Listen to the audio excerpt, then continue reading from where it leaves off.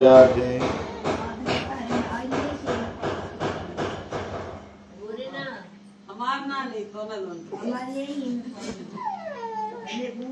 ॐ लम्बोदरं परमसुन्दरमेकदन्तं रताम्बरं त्रिनयनं परमं पवित्रम् उद्याद्दिवाकरनिभोज्वलकान्तिकान्तं विघ्नेश्वरं सकलविघ्नहरं नमामि। देवी प्रपन्नातिहरे प्रसीद प्रसीद मातर्जगतोऽखिलस्य प्रसीद विश्वेश्वरि पाहि विश्वं त्वमेश्वरी देवी चराचरस्य सानन्दमानन्दवने वसन्तम् आनन्दकन्दं हतपापवृन्दं वाराणसीनाथमनाथनाथं श्रीविश्वनाथं शरणं प्रपद्ये। लोकाभिरामं रणरङ्गधीरं राजीवनेत्रं रघुवंशनाथं कारुण्यरूपं करुणाकरन्तं श्रीरामचन्द्रं शरणं प्रपद्ये। मनोजवं मारुततुल्यवेगं जितेन्द्रियं बुद्धिमतामरिष्ठं वातात्मजं वानरयूथमुख्यं श्रीरामदूतं शरणं प्रपद्ये। श्रीरामदूतं शरणं प्रपद्ये।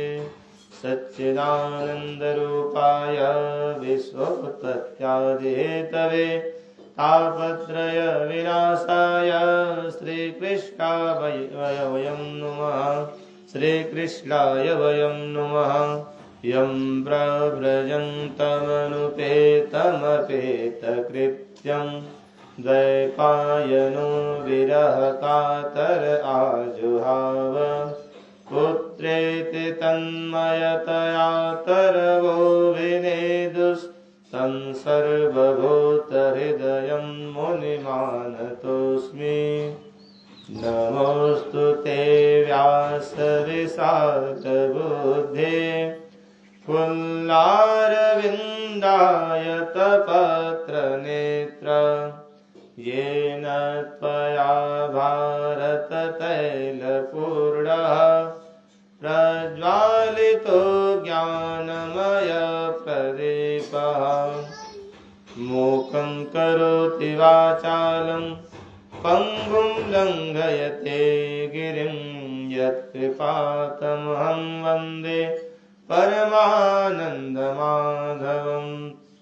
गुरुर्ब्रह्मा गुरुर्विष्णु गुरुर्देवो महेश्वर गुरुर्साक्षात् परब्रह्म तस्मै श्रीगुरवे नमः। अखण्डमण्डलाकारं व्याप्तं येन चराचरं तत्पदं दर्शितं येन तस्मै श्रीगुरवे नमः। पूर्णेन्दुसुन्दरमुखे प्रतिभाभिरामे वामे विधेषु वचसां वचसां विरामे। गिर्वाणवाणभुवनाभरणं भवत्या वन्दे दयाद्रचरणं शरणं जगत्या। वन्दे दयाद्रचरणं शरणं जगत्या। श्री गणेशाय नमः। श्री विष्णवे नमः। श्री सरस्वत्यै नमः। आज हम सभी इस पंचदिवसीय गरुड़ पुराण के चतुर्थ सत्र में हैं और कल कथा विश्राम को प्राप्त कर जाएगी। अभी तक आप सभी ने एकादश अध्याय तक की कथा को श्रवण किया है। आज हम सभी द्वादश अध्याय से लेकर के कहें तो चतुर्दश अध्याय तक की कथा को श्रवण करेंगे, जिसमें अनेक प्रकार के भगवान के जो सज्जन पुरुष जो दान करते हैं, किस प्रकार से क्रियाएं की जाती हैं परलोक में गए संबंधी के लिए, तथा और भी अन्य विषयों पर हम सभी चर्चा करेंगे। उसके पूर्व नित्य के भांति अपने मन को भगवान की कथा में लगाने के लिए भगवान नाम से कीर्तन करेंगे। उसके बाद कथा रूपी ज्ञान गंगा में गोता लगाएंगे। आप सभी भगवान के नाम का संकीर्तन करें और उसके बाद हम सभी कथा में प्रवेश करते हैं। श्री कृष्ण गोविंद हरे मुरारे, हे नाथ नारायण वासुदेव। श्री कृष्ण गोविंद हरे मुरारे, हे नाथ नारायण वासुदेव। श्री कृष्ण गोविंद हरे मुरारे, हे नाथ नारायण वासुदेव। पितु मातु स्वामी सखा हमारे, पितु मातु स्वामी सखा हमारे, हे नाथ नारायण वासुदेव। श्री कृष्ण गोविंद हरे मुरारे, हे नाथ नारायण वासुदेव। श्री कृष्ण गोविंद हरे मुरारे, हे नाथ नारायण वासुदेव। वहीं गए जहाँ गए पुकारे, वहीं गए जहाँ गए पुकारे, हे नाथ नारायण वासुदेव। श्री कृष्ण गोविंद हरे मुरारे, हे नाथ नारायण वासुदेव। श्री कृष्ण गोविंद हरे मुरारे, हे नाथ नारायण वासुदेव। तुम्हें जगत के पालन हारे, तुम्हें जगत के पालन हारे, हे नाथ नारायण वासुदेव। हे नाथ नारायण वासुदेव। श्री कृष्ण गोविंद हरे मुरारे, हे नाथ नारायण वासुदेव। श्री कृष्ण गोविंद हरे मुरारे, हे नाथ नारायण वासुदेव। तुम्हें यशोदा के प्राण प्यारे, तुम्हें यशोदा के प्राण प्यारे, हे नाथ नारायण वासुदेव। हे नाथ नारायण वासुदेव। श्री कृष्ण गोविंद हरे मुरारे, हे नाथ नारायण वासुदेव। श्री कृष्ण गोविंद हरे मुरारे, हे नाथ नारायण वासुदेव। तुम्हें नंद के राज दुलारे, तुम्हें नंद के राज दुलारे, हे नाथ नारायण वासुदेव। हे नाथ नारायण वासुदेव।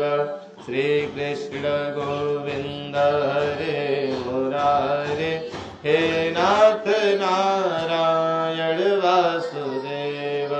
श्री कृष्ण गोविंद हरे मुरारे, हे नाथ नारायण वासुदेव। हम सब प्रभु हैं तेरे सहारे, हम सब प्रभु हैं तेरे सहारे, हे नाथ नारायण वासुदेव। नाथ नारायण वासुदेव, श्री कृष्ण गोविंद हरे मुरारे। हे नाथ नारायण वासुदेव, श्री कृष्ण गोविंद हरे मुरारे। हे नाथ नारायण वासुदेव, तुम्हें जगत के पालनहारे, तुम्हें जगत के पालनहारे। हे नाथ नारायण वासुदेव, हे नाथ नारायण वासुदेव, श्री कृष्ण गोविंद हरे मुरारे। हे नाथ नारायण वासुदेव, श्री कृष्ण गोविंद हरे मुरारे। हे नाथ नारायण वासुदेव, श्री कृष्ण गोविंद हरे मुरारे। हे नाथ नारायण वासुदेव, हे नाथ नारायण वासुदेव, हे नाथ नारायण वासुदेव। अच्युतं केशवं राम नारायणं, अच्युतं केशवं राम नारायणं, कृष्ण दामोदरं वासुदेवं हरिं, कृष्ण दामोदरं वासुदेवं हरिं। कौन कहता है भगवान आते नहीं, कौन कहता है भगवान आते नहीं। हम द्रौपदी के जैसे बुलाते नहीं, हम द्रौपदी के जैसे बुलाते नहीं। अच्युतं केशवं राम नारायणं, अच्युतं केशवं राम नारायणं, कृष्ण दामोदरं वासुदेवं हरिं, कृष्ण दामोदरं वासुदेवं हरिं।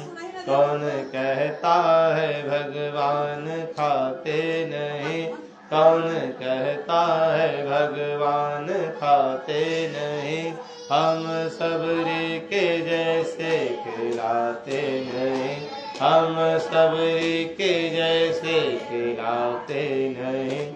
श्रीधरं माधवं गोपिका वल्लभं, श्रीधरं माधवं गोपिका वल्लभं, जानकी नायकं रामचन्द्रं भजे, जानकी नायकं रामचन्द्रं भजे। कौन कहता है भगवान सोते नहीं, कौन कहता है भगवान सोते नहीं। माँ यशोदा के जैसे सुलाते नहीं, हम यशोदा के जैसे सुलाते नहीं। अच्युतं केशवं राम नारायणं, अच्युतं केशवं राम नारायणं, कृष्ण दामोदरं वासुदेवं हरिं, कृष्ण दामोदरं वासुदेवं हरिं। कौन कहता है भगवान नाचते नहीं, कौन कहता है भगवान नाचते नहीं। हम गोपियों के जैसे नचाते नहीं, हम गोपियों के जैसे नचाते नहीं। श्रीधरं माधवं गोपिका वल्लभं, श्रीधरं माधवं गोपिका वल्लभं, जानकी नायकं रामचन्द्रं भजे, जानकी नायकं रामचन्द्रं भजे। अच्युतं केशवं राम नारायणं, अच्युतं केशवं राम नारायणं, कृष्ण दामोदरं वासुदेवं हरिं, कृष्ण दामोदरं वासुदेवं हरिं कृष्ण दामोदरं वासुदेवं हरिं। प्रेम से बोलिए सियावर रामचंद्र की जय।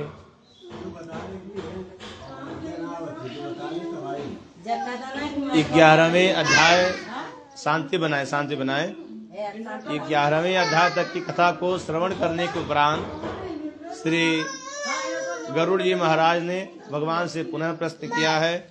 और प्रश्न में श्री गरुड़ जी पूछते हैं भगवान से, कहते हैं गरुड़वाच एकादश दिनस्यापि विधिं ब्रूहि सुरेश्वर सर्ग विधानं च वद मे जगदीश्वर।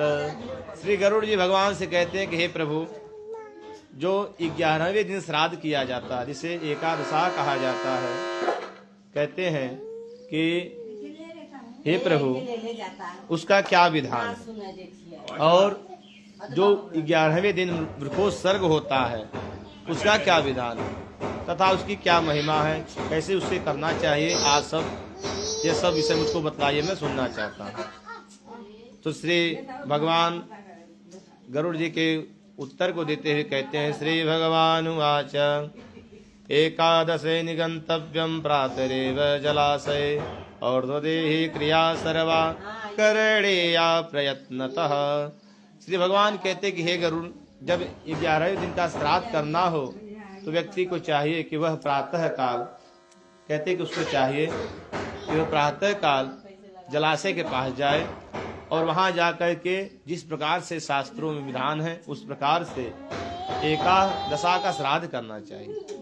भगवान कहते कि हे गरुड़, किसी विद्वान ब्राह्मण को आमंत्रित करना चाहिए और उनसे प्रार्थना करनी चाहिए कि हे प्रभु, आप हमारे संबंधी के लिए एकादशी आके श्राद्ध कराएं। कहते उस ब्राह्मण को भी चाहिए कि वह संध्या आदि करके पवित्र होकर के विधि पूर्वक जिस प्रकार से शास्त्रों में कहा गया है उस प्रकार से एकादशा का श्राद्ध कराएं। अमंतम कारये श्राद्धं दशाहं नाम गोत्रतः एकादशेन प्रेतस्य गंजात पिंडं समंत्रकम्। भगवान कहते कि हे गरुड़, 11वें दिन के पूर्व जो भी पिंडदान आदि क्रियाएं हो उनको आमंत्रित करना चाहिए, अर्थात बिना मंत्र के करना चाहिए। और कहते हैं कि 11वें दिन से समंतक श्राद्ध को प्रारंभ करना चाहिए। भगवान कहते कि हे गरुड़, अब किस प्रकार से 11वें दिन श्राद्ध किया जाए उसमें मैं तुमको विधि बताता हूँ, सुनो। कहते हैं सौवर्णम कारयेत् विष्णुं ब्रह्मांडं लोककं तथा रुद्रास्ताम्रयः कायो यमो लोहमयं खगा पश्चिमे विष्णु कलशम।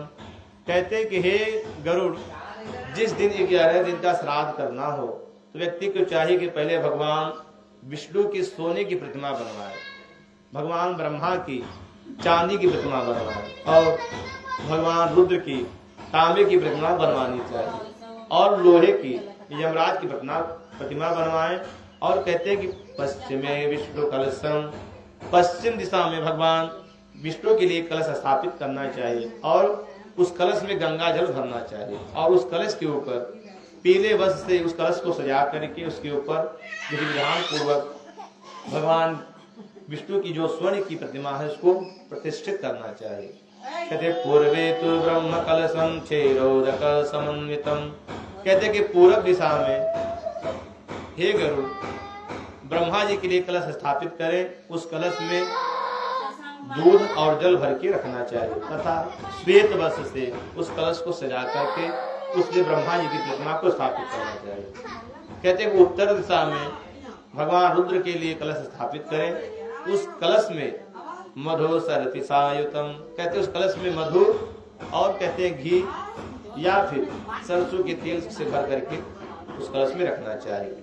आगे कहते हैं कि हे गरुड़, उस कलश के लाल वस्त्र से उस कलश को सजा करके भगवान रुद्र की प्रतिमा उत्तर दिशा में स्थापित करें।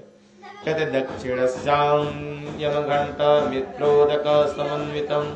दक्षिण दिशा में यमराज के लिए एक कलश स्थापित करें, उस कलश में जो वर्षा का जल हो उस जल को पूरित करना चाहिए तथा काले वस्त्र से उस कलश को सजाना चाहिए और उस पर यमराज की प्रतिमा को स्थापित करना चाहिए। मध्ये तु मंडलम कृत्वा स्थापयित्वौसिकं सुतः दक्षिणाभिमुखो भूत्वा असस्मेन च तर्पयेत्। भगवान कहते हैं कि हे गरुड़, इन चारों कलशों के मध्य में जो जिसकी मृत्यु हुई हो उस प्रेत के लिए कलश स्थापित करना चाहिए तथा उसमें जो जल सामान्य रूप से प्राप्त होता है उसी जल से उसको पूरित करना चाहिए तथा अपसभ्य होकर के दक्षिणाभिमुख होकर के अपसभ्य होकर के जनेऊ को दाहिने कंधे पर धारण करके कहते कि विधि विधान पूर्वक चाहिए कि वह तर्पण करे। विष्णु विधिं शिवं धर्म वेद मंत्रश्च तर्पयेत्। कहते अलग अलग जो देवता हैं उनके अलग अलग मंत्रों के द्वारा तर्पण करना चाहिए और कहते कि उसके बाद होम आदि तथा घटदान आदि भी करना चाहिए। भगवान कहते कि हे गरुड़, गोदानं च ततो दद्यां पितॄणां तारणाय वै गौरसाहि मया दत्ता प्रेतयेतेस्तु माधवः। भगवान कहते कि हे गरुड़, एकादशा का जो श्राद्ध है उसको करने के उपरांत कहते हैं कि चाहिए कि गौदान करें। गौदान करने से जो सभी पितृ होते हैं वह उनको तृप्ति की प्राप्ति होती है। कहते उपभोक्तम दस्याधित वस्त्र भूषण वाहनम गतपूर्णम काशपात्रम सत्यदानयुक्तम। भगवान कहते कि हे गरुड़, जिसकी मृत्यु हुई हो उसने अपने जीवन काल में जिन जिन वस्तुओं का उपभोग किया हो वह सब वस्तु व्यक्ति को चाहे कि वह दान करे। कहते उस दान में घृत का दान तथा पात्र का दान तथा वस्त्र आभूषण वाहन आदि तथा सप्तदान आदि का दान करना चाहिए। कहते उसमें भी तिल आदि जो अष्ट दान है वह बहुत ही शुभकारी होते हैं तथा कहते हैं कि वह जिसके लिए दान किया जाए उसको सदगति प्रदान कराने वाले होते हैं। भगवान कहते हैं कि हे गरुड़, इसीलिए यदि दान न किया हो तो एकादशा के दिन जब सैया दान किया जाता है सैया समीपे धित्वा दान तस्या प्रदापयेत्, तो सैया के पास रख करके सब दान को करना चाहिए। कहते कि जो ब्राह्मण हो उस ब्राह्मण के चरण का प्रक्षालन करके कहते कि उसको मिष्ठान भोजन आदि दे करके उसको प्रसन्न करे। प्रसन्न कर करके विधि पूर्वक कहते हैं कि सैया का भोजन आदि करके वह जो सैया हो वह ब्राह्मण को दान करनी चाहिए। स्थापयेत् पुरुषं हेमं सय्योपरि तदा सुतः पूजित्वा प्रदातव्यामृतः सैया यथोदिता। भगवान कहते कि दो प्रकार की सैया होती है, एक प्रेत सैया और एक लक्ष्मी नारायण सैया। तो जो प्रेत सैया होती है तो जिसके लिए वह सैया दान किया जाए तो उस प्रेत की एक स्वर्ण की प्रतिमा बनवा करके उस सैया पर स्थापित करके उसका भी विधिवत पूजन कर करके उस प्रेत प्रतिमा सहित वह जो सैया हो वह ब्राह्मण को दान करनी चाहिए। कहते कि प्रेतस्य प्रतिमा युक्ता सर्वोपकरणैर्विता प्रेत सैया मया यथा तुभ्यं विप्र निवेदिता।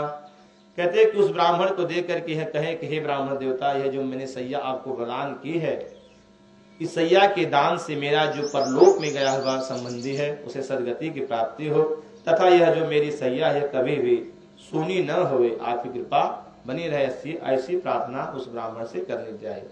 आगे भगवान कहते कि हे गरुड़, और वृक्षोत्सर्ग आदि भी करना चाहिए। कहते एवं सैया प्रदानेन श्राद्धेन नरकादिना वृक्षोत्सर्ग विधानेन प्रेतो यान्ति परां गतिं।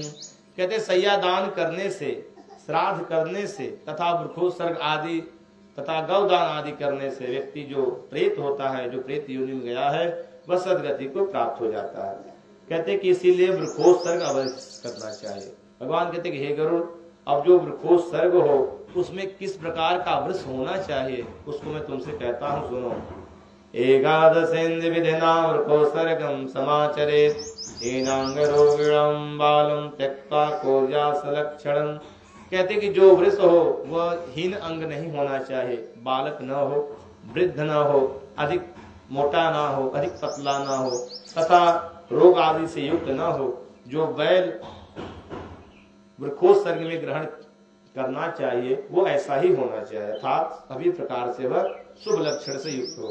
कहते हैं जो 5 प्रकार के शास्त्रों में वृक्ष कहे गए हैं उनको मैं तुमसे कहता हूं, सुनो। रक्ताक्ष पिंगलो यस्तो रक्त श्रृंगखले गुरे श्वेतोदरः कृष्टपृष्ठो ब्राह्मणस्य विधेयते। भगवान कहते कि हे गुरु, जिस वृक्ष के नेत्र के पास लाल वर्ण हो, रक्ताक्ष कहते कि और सभी वर्ण पिंगल हो, थोड़ा पीला सा जान पड़ता हो, और कहते हैं कि सिंह के पास और गले के पास श्वेत रंग हो, ऐसा जो वृक्ष हो उसको ही चाहिए कि ब्राह्मण जन उनको सर्ग में उसको ग्रहण करें। भगवान कहते कि हे गुरु, सोदिग्धवर्णो यो रक्तः क्षत्रियस्य विधेयते पीतवर्णात् वैश्यस्य कृष्टशूद्रस्य शस्यते। कहते हैं कि क्षत्रिय के लिए, ब्राह्मण के लिए श्वेत, क्षत्रिय के लिए रक्तवर्ण और वैश्य के लिए पीतवर्ण तथा शूद्र के लिए काले वृक्ष का शास्त्रों में उल्लेख आता है। कहते अर्थात यह अपने वर्ण के अनुसार भी बैल को ग्रहण करके उसको सर्ग कर सकते हैं। आगे भगवान कहते हे गरुड़, आगे सुनो, यस्तु सर्वांग पिंगः स्यात् श्वेतः पुच्छपदेषु च स पिंगो वृषमत्याहो पित्तेणां प्रीतिवर्धनः। कहते कि जिस बैल के पूरे शरीर में पीला वर्ण हो, और कहते कि श्वेतः पुच्छपदेषु च तथा पूंछ में और पैरों में सफेद वर्ण हो, ऐसा जो वृक्ष होता है उसे पिंग वृक्ष कहा जाता है। कहते यदि ऐसे वृक्ष का उत्सर्ग किया जाए तो इससे पितरों की प्रीति प्राप्त होती है। आगे भगवान कहते कि हे गरुड़, आगे सुनो, चरणास्तो मुखम पुच्छम यस्य श्वेतानि गोपते लाक्षारस सवर्णो यः स नील इति कीर्तितः। कहते कि जिस वृक्ष के चरण के पास, मुख के पास और पूंछ के पास श्वेत वर्ण हो और गुप्तांगों के पास श्वेत वर्ण हो तथा मुख के लाड़ के भाग, जो मुख का नीचे वाला भाग होता है, वहां पे कहते कि जिसका एक ही जैसा वर्ण हो, अर्थात रस वर्ण हो, श्वेत वर्ण हो या फिर नीला वर्ण हो, पीला वर्ण हो, एक ही वर्ण हो वहां पे, तो कहते ऐसा जो वृक्ष होता है उसे नील वृक्ष कहा जाता है। ये भी पितरों का उद्धार कारक होता है। आगे कहते लोहितो यस्तु वर्णेन मुख्य पुच्छ च पाण्डुरः पिंगपुर विषाणाभ्याम रक्त नीलो निगद्यते। भगवान कहते हैं कि हे गरुड़, जिस वृक्ष के पूरे शरीर में वर्णेन मुख्य यस लोहितो कहे तो लाल वर्ण हो, जिस वृक्ष के पूरे शरीर में लाल वर्ण हो, और कहते मुख्य पुच्छ च पाण्डुरः और मुख के पास और पूंछ के पास पीला वर्ण हो, ऐसा जो वृक्ष होता है उसको रक्त नील कहा जाता है। ये भी पितरों की प्रीतियों को बढ़ाने वाला है। आगे कहते हैं कि इसीलिए ऐसा वृक्ष प्राप्त हो तो ऐसे वृक्षों का वृक्षोत्सर्ग करना चाहिए। सार्वेण सर्वांगे स्वेक वर्णो यह पिंग पुच्छ कोरेषु च। भगवान कहते कि कोई वृक्ष हो उसमें कोई भी वर्ण हो पूरे अंग में, परंतु उसके पूंछ के पास और पैर के पास पीला वर्ण हो, तो ऐसा जो वृक्ष होता है उसे नील पिंग वृक्ष कहा जाता है। कहते यह भी पूर्वजों का उद्धार कारक होता है। मास सवत्परस्तो ललाटे तिलकान्विते तम बभ्रो नीलमित्याहो पूर्णम सर्वांग शोभनम।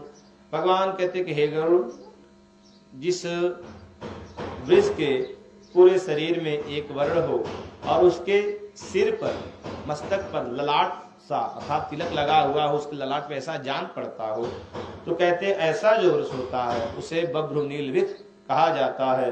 ये भी पितरों को तारने वाला होता है। नीलः सर्व शरीरेषु रक्तश्च नयनद्वये तमप्याहुर्महानीलम नीलः पंचविध स्मृतः।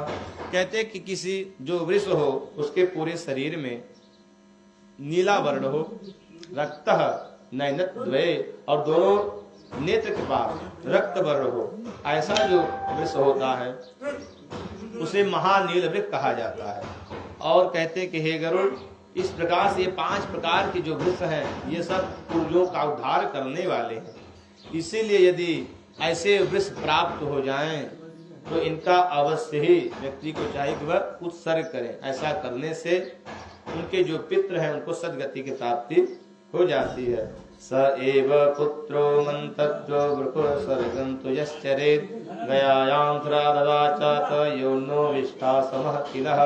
भगवान कहते कि हे गरुड़, जो अपने माता पिता के कल्याणार्थ दान करते हैं, गौ दान करते हैं, वृकुसर्ग करते हैं, सैया दान आदि करते हैं, वो वही पुत्र कहलाने योग्य है, अन्यथा सब विष्ठा के समान ही होते हैं।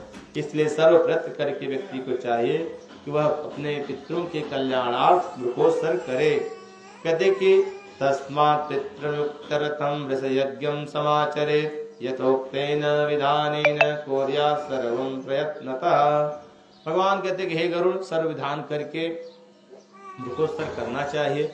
कहते कि जब वृकोत्सर्ग करना हो तो व्यक्ति को चाहिए कि जिस प्रकार से विवाह में मंडप का निर्माण किया जाता है उसी प्रकार से मंडप का निर्माण करें और वहां पे स्थापन करें।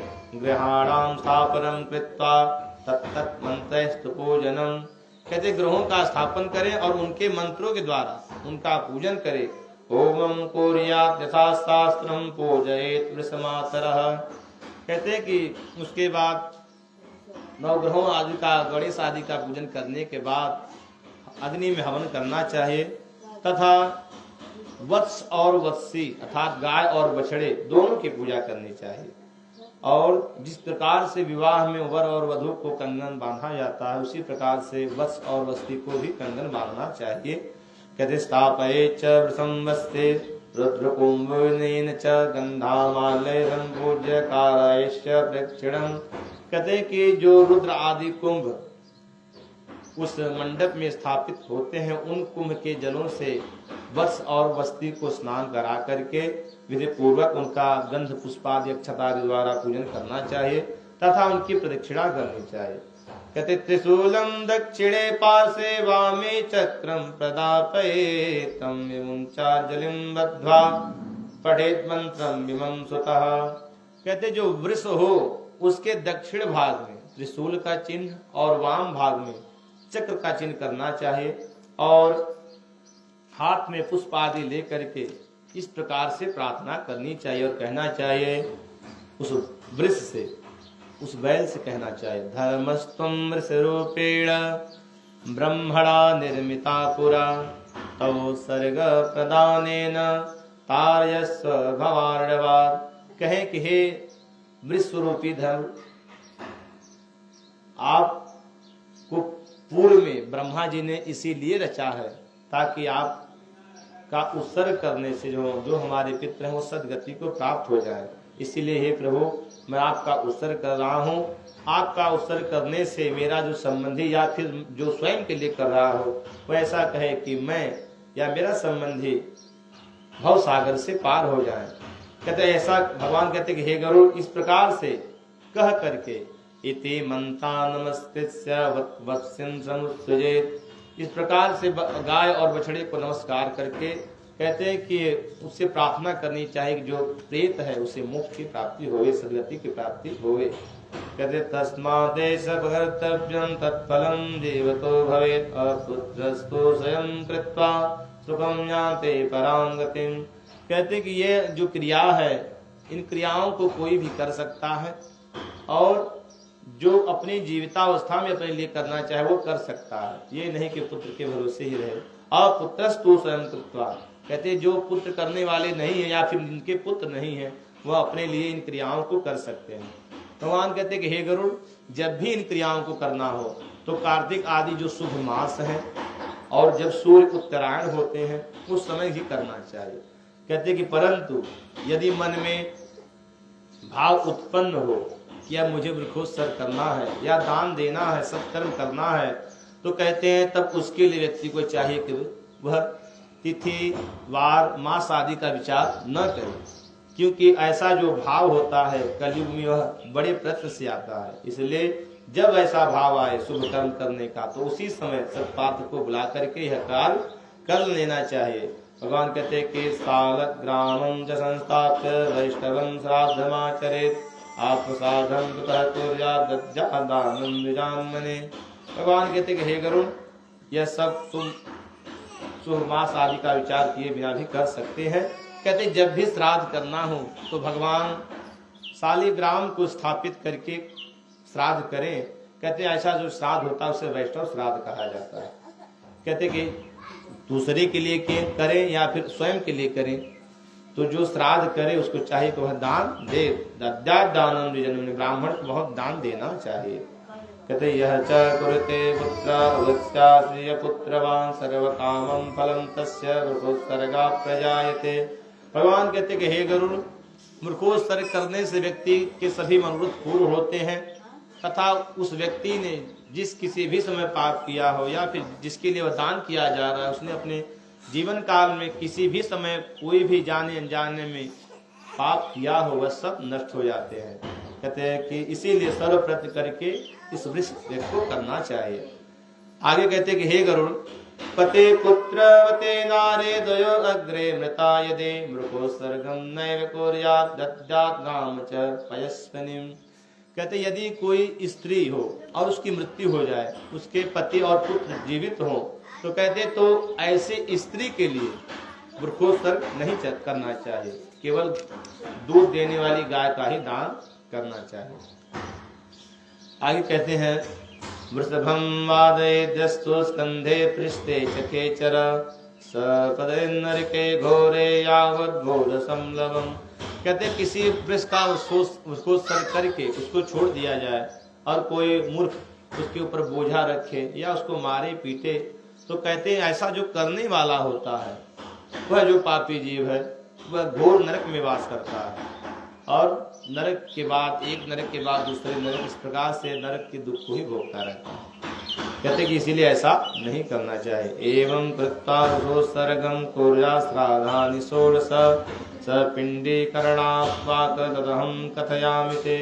भगवान कहते कि हे गरुड़, वृक्षोत्सर्ग आदि करने के बाद जो षोडश श्राद्ध होते हैं था, जो षोडशी का होती है, उसको करना चाहिए।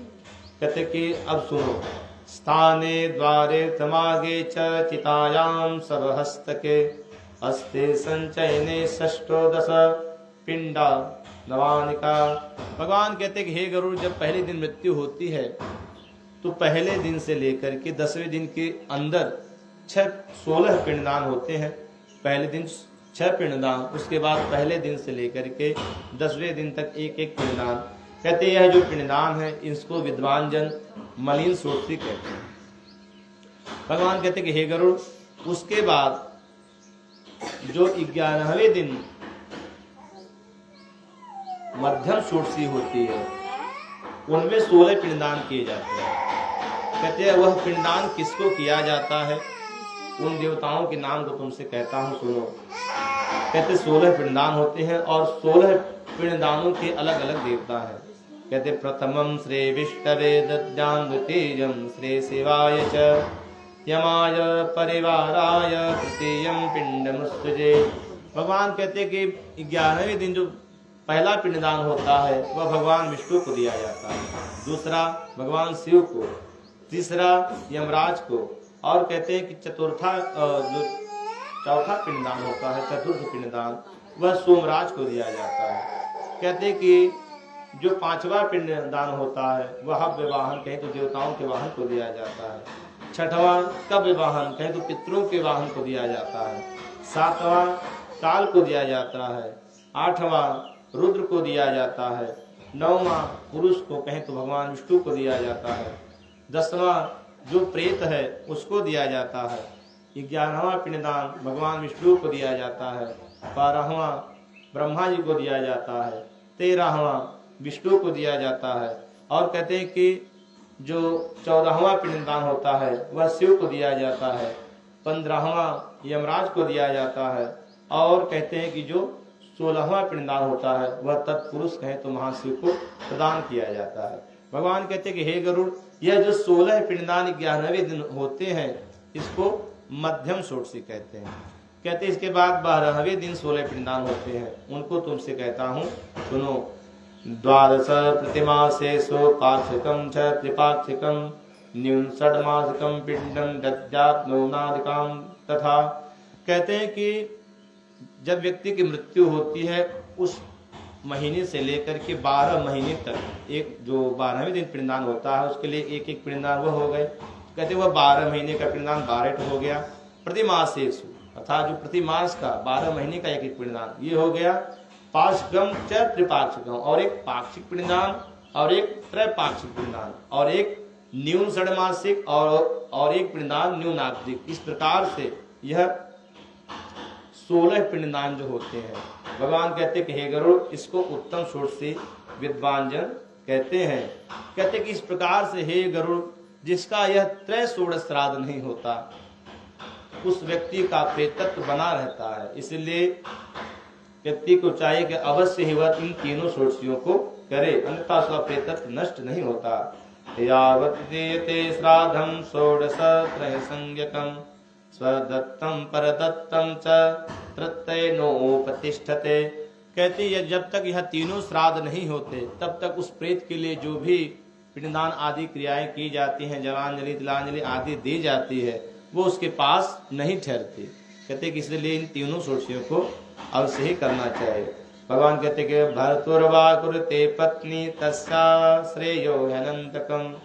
कहते कि कोई पति अपने पत्नी के लिए श्राद्ध करे या पत्नी अपने पति के लिए करे या फिर पुत्र आदि करे, तो ऐसा करने से, संबंधी के करने से जो प्रेत योनि में है उससे अनंत सुख की प्राप्ति होती है, अर्थात वो सुखी होता है। कोई हमारे लिए श्राद्ध आदि कर रहा है। कहते कि इसीलिए सर्वप्रत करके व्यक्ति को चाहिए कि वह अपनी संबंधी के लिए क्रियाओं को करे। उपकाराय सा भर्तुर देवत्से सा पतिव्रता जीवितं सफलं तस्यायावृतं स्वामिनं भजे। भगवान कहते कि हे गरुड़, कोई पुरुष हो और उसकी मृत्यु हो जाए और उसकी पत्नी उसके मरणोपरांत उसके लिए विधि विधान पूर्वक श्राद्ध आदि करे, तो कहते हैं तब वह पत्नी धन्य होती है, क्योंकि वह अपने मृतक पति को भी भज रही है, इसलिए वह पत्नी धन्य है। कहते कि इसीलिए हे गरुड़, सर्वप्रत करके इन क्रियाओं को करना चाहिए। अतः कश्चित् प्रमादेन म्रियते वह निवारपे संस्कार ब्रह्मं कर्म सर्वं कर्मात् कथा विधे कर्माधिकाय अच्छापि नागाद्वापदेयदे पक्षमयोर्भयोर्नागं पंचमी प्रपूजये।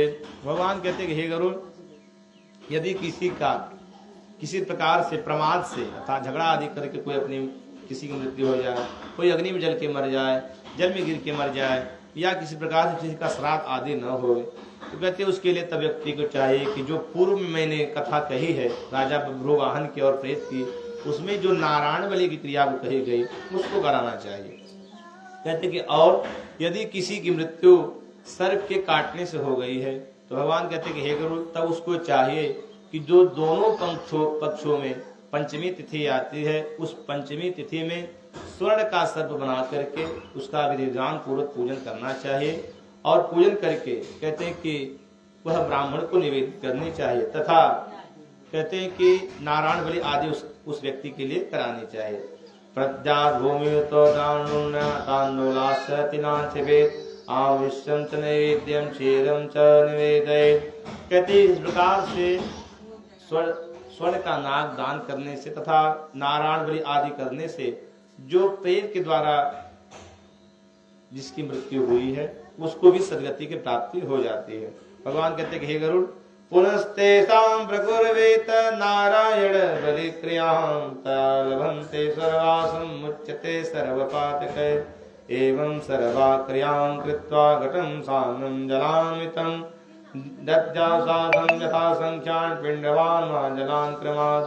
कहते कि यह सब करने के बाद व्यक्ति को चाहिए कि वह घटदान आदि करे। भगवान कहते कि हे गरुड़, 12वें दिन ब्राह्मणों को भोजन आदि करा करके घटदान आदि करना चाहिए। कहते तथा सपिंडन आदि क्रियाओं को भी करना चाहिए। ऐसा करने से ही व्यक्ति के सूतक की निवृत्ति होती है।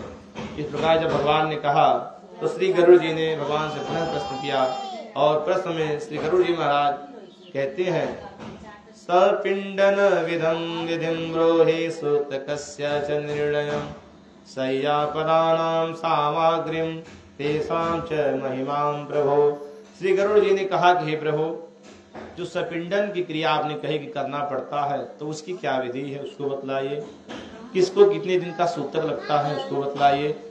शय्या दान तथा पददान की सामग्री क्या है उसको बतलाइए, तथा उसको दान देने की महिमा क्या है उसको बतलाइए, मैं सुनना चाहता हूँ। तो गरुड़ जी के प्रश्न को सुनकर भगवान उत्तर देते हुए कहते हैं, श्री भगवान उवाच प्रणोतार्थ प्रवक्ष्यामि सपिंडाखिलां क्रियां प्रेतनाम परित्यज्य यया पितृगणे विशेष। भगवान कहते हैं कि हे गरुड़, जब उत्तम षोडशी हो जाए तो कहते तब जो जिसकी मृत्यु हुई है तब उसका प्रेत नाम त्याग करके उसके नाम से ही क्रियाएं की जाती है। कहते अशुद्ध सा सदा पुत्रो न शुद्धते कदाचन सोतकम न निवर्तेत पिंडे करणं विना। भगवान कहते कि हे गरुड़, जब तक किसी मृतक जीव के लिए सपिंडी का श्राद्ध नहीं किया जाए तब तक कहते हैं कि उसके सूतक की निवृत्ति नहीं होती है। इसीलिए सर्वप्रति करके सपिंडी कर श्राद्ध करना चाहिए। कहते कि अब तुमने पूछा है कि किसको कितने दिन का सूतक लगता है, तो उस विषय को मैं तुमसे पहले कहता हूँ, सुनो। ब्राह्मणस्तु दशाहेन क्षत्रियो द्वादशेहनि वैश्य पंचदशाहेन शूद्रो मासेन शुध्यते। भगवान कहते कि हे गरुड़, यदि ब्राह्मण हो तो उस ब्राह्मण को 10 दिन का सूतक लगता है, क्षत्रिय हो तो उसे 12 दिन का सूतक लगता है, कहते वैश्य हो तो उसे 15 दिन का सूतक लगता है, और यदि शूद्र हो तो उसे 1 महीने का सूतक लगता है। कहते कि हे गरुड़, तथा दशाहेन सपिंडास्तु शुध्यन्ते प्रेत सूतके। कहते जो सपिंडीकरण के अर्थात जो सपिंड वाले हैं, ऐसे जो लोग हैं उनको 10 दिन का सूतक लगता है। भगवान कहते कि हे गरुड़, तथा जो चौथी पीढ़ी वाले हैं उनको भी 10 दिन का सूतक लगता है,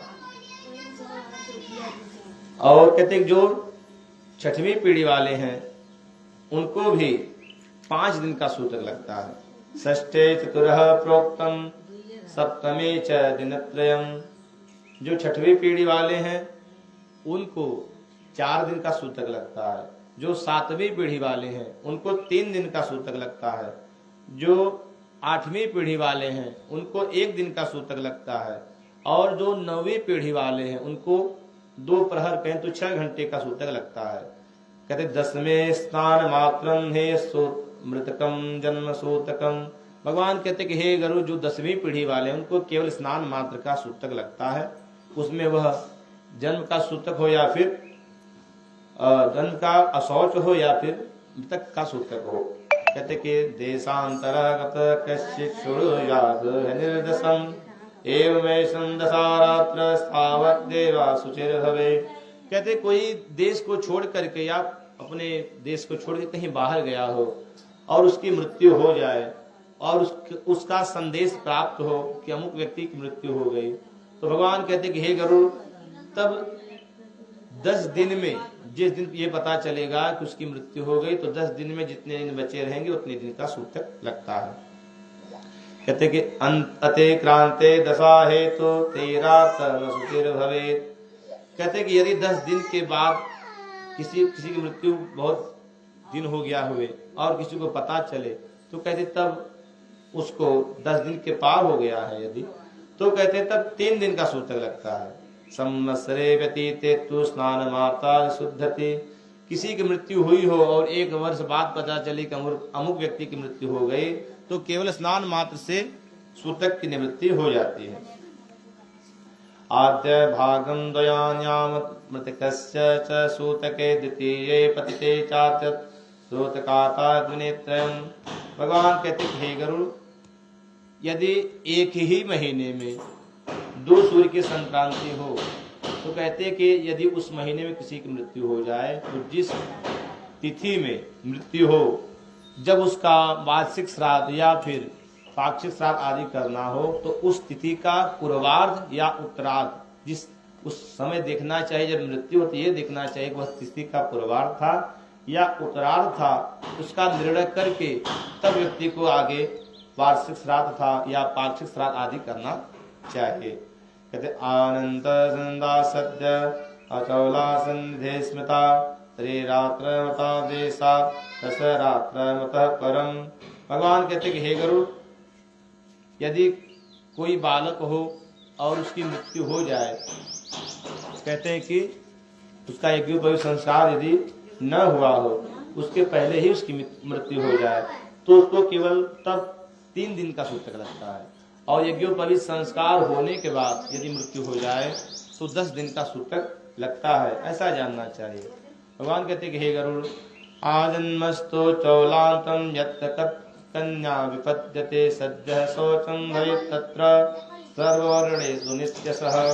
कहते जन्म से लेकर के 27 मास के अंदर यदि किसी कन्या की मृत्यु हो जाए तो कहते हैं तब स्नान मात्र से उसकी शुद्धि हो जाती है। ऐसा सभी वर्णों में जानना चाहिए, 4 वर्णों में ऐसा कहा गया। भगवान कहते कि हे गरुड़, किसी कन्या का वागदान हो जाए अर्थात उसके विवाह की चर्चा हो जाए और उस कन्या की मृत्यु हो जाए तो 3 दिन का सूतक दोनों पक्षों में लगता है। कहते हैं कि कन्या का दान कर दिया जाए उसके बाद उस कन्या की मृत्यु हो जाए तो 10 दिन का सूतक लगता है, वो भी पति पक्ष में लगता है, ऐसा जानना चाहिए। आगे कहते हैं कि षड्मासाभ्यंतरे यावत् गर्भस्रावो भवेत् यदि तदा मासस्यस्तासां दिवसे शुद्धिरिष्यते। भगवान कहते कि हे गरुड़, कोई स्त्री गर्भवती हो और 6 महीने के अंदर उसका जो गर्भ है वह स्राव हो जाए, खराब हो जाए, तो कहते तब उस महीने की गणना करके व्यक्ति को चाहे कि वह शुद्धि करे।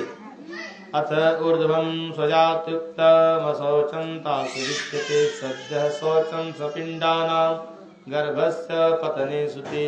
कहते हैं किसी गर्भवती स्त्री का जो बालक हो उसके गर्भ में ही मर जाए तो कहते तब केवल स्नान मात्र से उसकी शुद्धि हो जाती है। भगवान कहते कि हे गरुड़, कलयुग में सभी प्राणियों को सर्वेषां वर्णानां सूतके मृतके युवा। कहते हैं कि कलयुग में सभी वर्णों में 10 दिन का सूतक लगता है, वह जन्म का हो या फिर मरणा सूतक हो। कहते कि यह शास्त्र का निर्णय है। कहते जब कि हे गरुड़, जब सूतक की प्राप्ति हो अर्थात जब सूतक हो तो उस समय जो कर्ता हो, जो क्रियाओं को कर रहा है उसको चाहिए आशीर्वादं देवकोजां प्रत्युत्थान विवंदनम पर्यके शयनं स्पर्शं न कुर्यात् मृत सूतके। कहते कि जो क्रियाओं को कर रहा है उसको चाहिए कि वह किसी से आशीर्वाद न ले, किसी को आशीर्वाद न देवे, देवताओं की पूजा न करे, किसी का अभिवादन न करे, सज्जा पर शयन न करे, किसी को स्पर्श न करे, संध्या न करे, दान न करे, जप न करे, होम न करे, स्वाध्याय न करे, तर्पण न करे, ब्राह्मणों को भोजन न कराए। कहते कब जब सूतक लगा हो तब इन क्रियाओं को नहीं करना चाहिए। भगवान कहते कि हे गरुड़, यदि सूतक के अंतर्गत इन क्रियाओं को कोई करता है तो उसके जो पूर्व में किए हुए धार्मिक कृत्य है, शुभ कर्म है, वह सब नष्ट हो जाते हैं, इसीलिए उसको नहीं करना चाहिए सूतक में क्रियाओं को।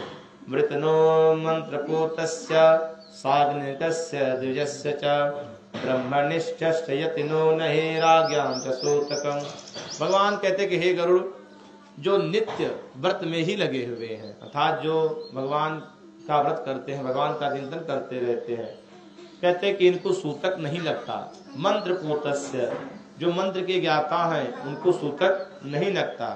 जो नित्य हवन करने वाले हैं इनको सूतक नहीं लगता। जो द्विज है अर्थात जो पाठशाला में जा करके वेद का अध्ययन करने वाले हैं उनको सूतक नहीं लगता। जो ब्रह्मनिष्ठ है अर्थात जिसका सभी हर कर्म ब्रह्म में ही समर्पित होता है, ऐसे जो ब्रह्मनिष्ठ है उनको सूतक नहीं लगता। जो यति है अर्थात जो सन्यासी जन है उनको सूतक नहीं लगता, और जो राजा होता है उसको भी सूतक नहीं लगता है।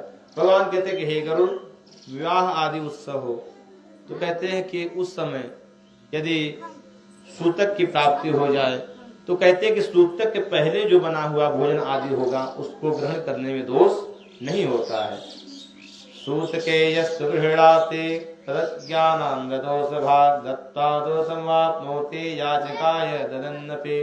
भगवान कहते कि हे गरुड़, किसी के घर सूतक लगा हो और कोई जा करके वहां से दान ले तो कहते तब दान लेने वाला जो होता है वह प्रायश्चित का भागी बनता है।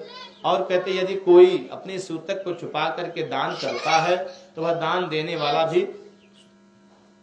पातक का भागी होता है। इसीलिए सूतक में दान आदि न लेना चाहिए और न ही देना चाहिए।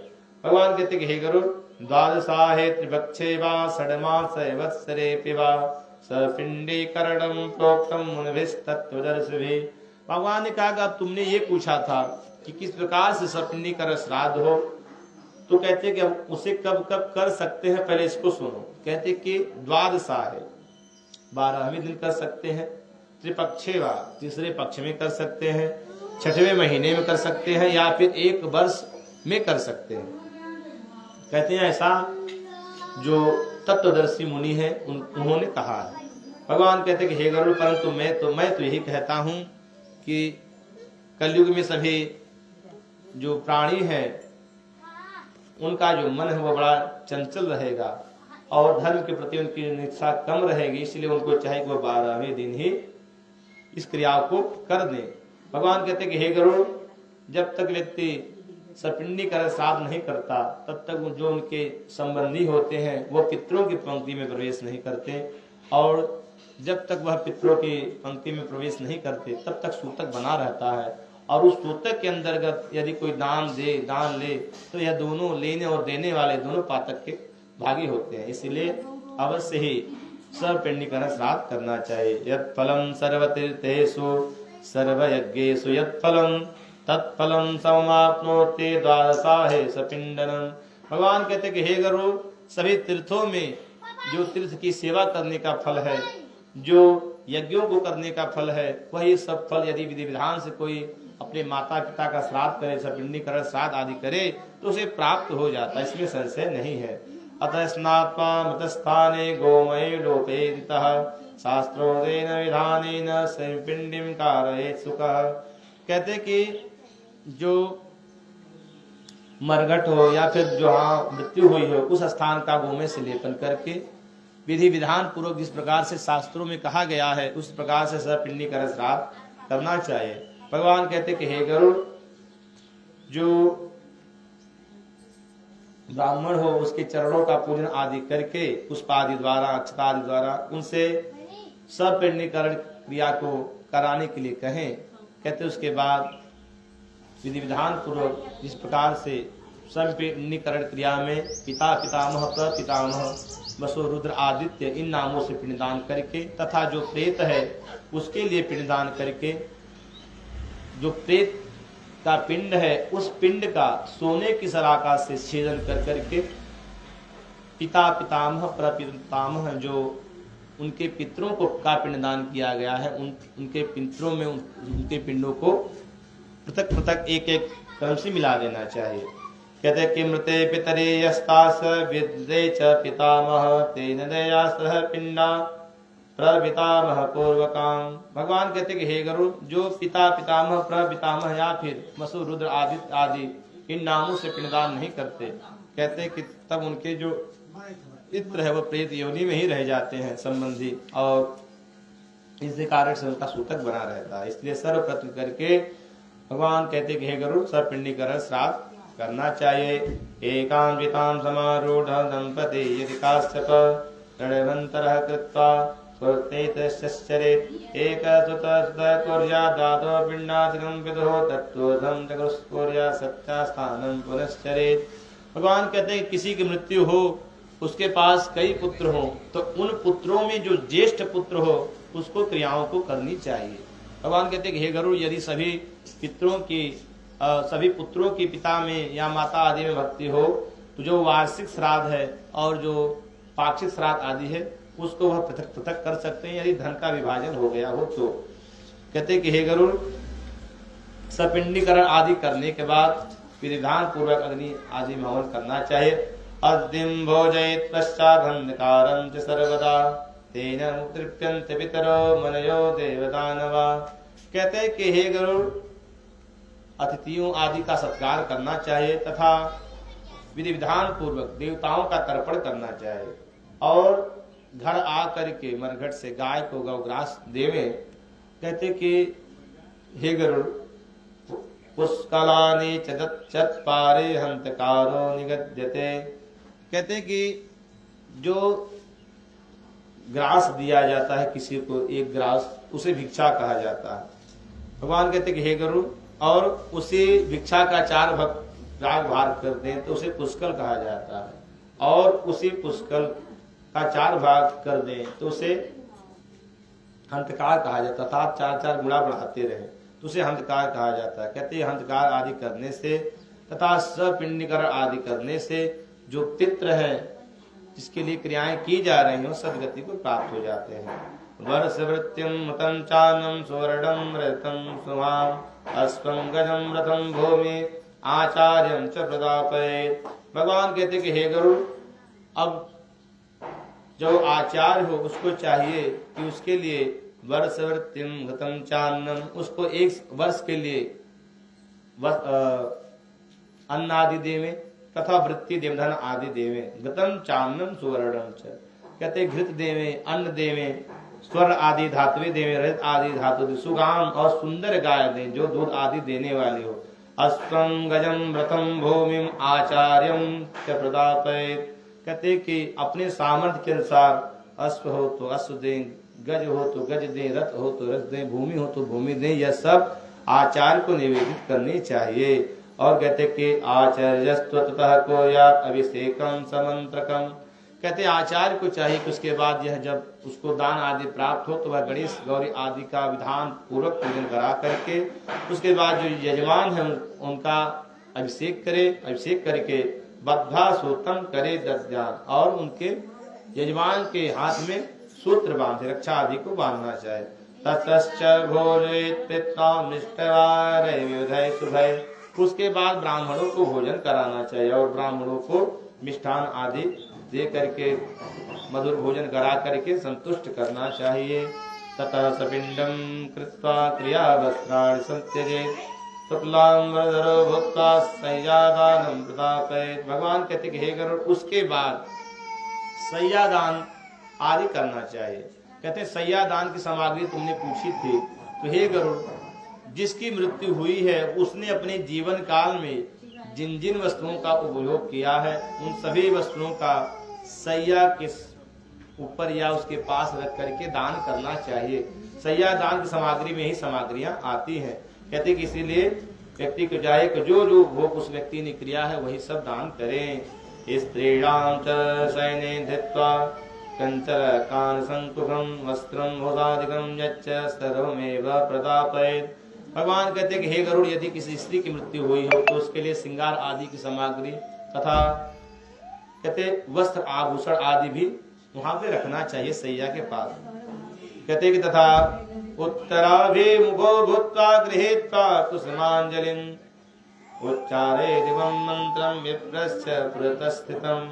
कहते हैं कि उस शैया पे सब सामग्री को रख करके उत्तराभिमुख होकर के उत्तर की ओर मुख करके हाथ में पुष्पांजलि आदि ले करके उस ब्राह्मण से प्रार्थना करनी चाहिए जिसको यह शैया दान की जा रही हो, और कहना चाहिए यथा कृष्ण तदीयास्ति शय्या चिरोद सागरे तथा शुभोया सुन्नेयम मम जन्मनि जन्मनि।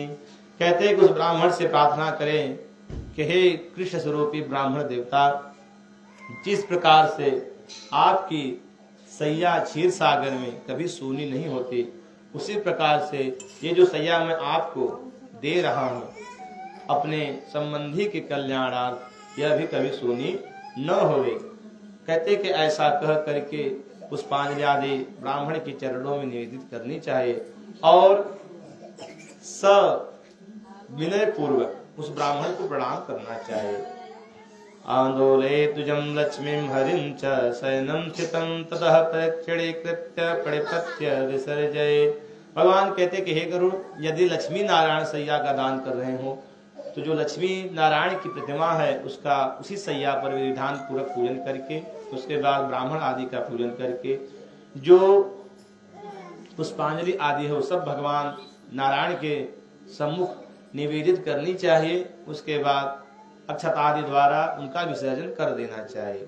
कहते देवमान स्वहस्तेन यदि शय्यां ददाति यः सजीवस्य कोत्सर्गं पर्वतीडा सुसांचरेत् एकमिश्च दातव्यं बहूनां च कदाचन सा विभक्ता च विक्रेता दातरं पादयत् गतः। भगवान कहते कि हे गरुड़, ये जो दान आदि हैं, वृकोत्सर्ग आदि क्रियाएं हैं, इनको जब भी करें तो उसमें एक ब्राह्मण को ही दान करें। ऐसा न हो कि उनका विभाजन करें। यदि आप कई ब्राह्मण हो तो उसमें जो क्रिया करा रहे उन ब्राह्मण को दान दे, और उनके साथ ब्राह्मण अलग हो तो उनको अलग से दान दे सकते, लेकिन उसी में ऐसा नहीं कहना चाहिए कि आप लोग आपस में बांट लीजिए। कहते यदि ऐसा कोई कहता है तो भगवान कहते कि हे गरुड़, तब उसका कोई फल नहीं होता। कहते कदाचन सायुक्ता च विक्रेता दातारं पातयत् तदः। कहते जो दातार होता है, जो दान देने वाला होता है, वह गिर जाता है, उसका पतन हो जाता है यदि वह कैसा कहे। उसको ऐसा नहीं करना चाहिए। एक गाय हो तो एक ब्राह्मण को दान करें, एक सैया हो तो एक ही ब्राह्मण को दान करें, मृकोत्सर्ग करना हो तो एक ही ब्राह्मण किससे कराएं। ऐसा न हो कि उसमें विभाजन करने लगे, अन्यथा उसका फल नहीं होगा। कहते हैं सर्वतीर्थेषु यत्पुण्यं सर्वपर्व दिनेषु च तेभ्यश्चाधिकं पुण्यं सय्यादानोद्भवेत्। कहते हैं कि जो सभी तीर्थों में तीर्थ की सेवा करने से फल होता है, जो सभी यज्ञ आदि को करने से होता है, वही सब पुण्य सैयादान, गौदान को सर्ग आदि करने से प्राप्त हो जाता है। भगवान कहते हैं हे गरुड़, इसीलिए सर्वप्रत करके इन क्रियाओं को करना चाहिए। आगे कहते हैं कि हे गरुड़, तुमने पद दान के बारे में पूछा था कि जो 12वें दिन 13 ब्राह्मणों को पद दान किया जाता है, उसकी क्या सामग्री है। तो अब मैं उसको बतलाता हूँ, सुनो। कहते कि छत्रोपहन वस्त्राणि मुद्रिका च कमंडलो आसनं पंचपत्पात्राणि पदं सप्तविधं श्रुतं दंडेन ताम्रपात्रेण यामेर्भोजनैरपि अर्घयज्ञोपवीतस्य पदं संपूर्णतां व्रजेत्। भगवान कहते कि हे गरुड़, अब जो 12वें दिन 13 ब्राह्मणों को दान किया जाता है, उस सब आगे कहता हूँ, सुनो। कहते कि छत्र, जो ब्राह्मण आवे उसको छाता दान करें, और कहते कि उपनाह, उनको चप्पल या जूता दान करें, वस्त्र देवें, अंगूठी देवें। कहते कमंडलू, आसन, पंचपात, और कहते कि हे गरुड़, एक ताम्रिक, एक दंड और एक तांबे का पात्र, तथा हेमाय भोजनैरपि। कहते कि तथा उसको कच्चा अन्न और पक्का अन्न, पका हुआ अन्न भी और कच्चा अन्न भी देना चाहिए। और कहते कि हे गरुड़, तथा आसनम पंचपत्राणि अर्घ यज्ञोपवीतस्य, अर्घ देवें और यज्ञोपवीत प्रदान करें, तथा स्वर्ण आदि के धातु हो तो वो भी प्रदान करना चाहिए। कहते कि त्रयोदश पदार्थं यथाशक्त्या विधाय च त्रयोदशेऽपि विप्रेभ्यो वृद्धा द्वादशे हनि। कहते कि इस प्रकार से 13 ब्राह्मणों को 12वें दिन यह दान करना चाहिए। कहते कि हे गरुड़, अनेन पददानेन धार्मिका यान्ति सद्गतिम। इस पददान के करने से जो सत्संग पुरुष होते हैं, धार्मिक जन होते हैं, वह सद्गति को प्राप्त कर जाते हैं। कहते आपस्तत्र वैरुद्रो देहते एन मानवः छत्रदानेन सुच्छाया जायते तस्य मूर्धनि। कहते यदि किसी के लिए छाते का दान किया जाए तो छाते का दान करने से जो परलोक में गया हुआ जीव है, उसके सिर पर छाया आ जाती है। भगवान कहते कि हे गरुड़, जूता आदि, चप्पल आदि का दान किया जाए तो उसके दान के प्रभाव से वह जो परलोक में गया हुआ जीव है, जो जलती हुई बालिकाओं पे चल रहा है, कांटों पे चल रहा है, उसे पहनने के लिए वो पनाह मिल जाता है, या फिर उसे अश्व मिल जाता है जिसपे वह सवार होकर के जाता है। कहते यदि कोई वस्त्र दान करता है तो वस्त्र दान के प्रभाव से परलोक में जो गया हुआ जीव है, जिससे कहीं बहुत ठंड हवा लगती है, कहीं बहुत गर्म हवा लगती है, तो उस हवा से बचने के लिए उसे वह वस्त्र मिल जाता है, तो उसको वह पहन के जाता है। कहते कि हे गरुड़, तथा जो यमराज के दूत हैं, जो उसको मारते पीटते लेके जाते हैं पापी जीव को, यदि अंगूठी का दान किया जाए तो वह उससे प्रसन्न हो जाते हैं और उसको वह मारते नहीं है। कहते कि हे गरुड़, कमंडलू का दान करने से, जो कमंडलू दान दिया जाता है, उसके प्रभाव से जो परलोक में गया हुआ जीव है, वह जल को पीते हुए आगे की यात्रा करता है।